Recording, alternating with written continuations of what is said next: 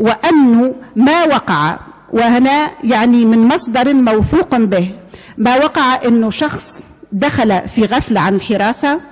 إلى ضريح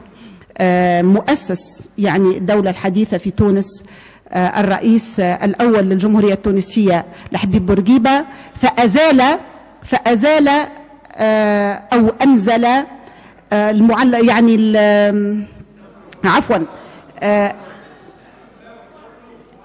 نعم الصور المعلقة، ولم يهشم أي شيء، ثم أزال أيضا المصحف القرآن الموضوع فوق الضريح، وأبعد الكرسي الموجود قرب الضريح والحبل الأحمر الذي يدير الضريح. ثم ولنكون أيضا أوفياء لما حدث، هو لم يعتدي أو لم يهشم أي شيء، بل حتى أنه وضع زهور، فقيل له لماذا هذا، والمواطنين هم اللي أعلموا،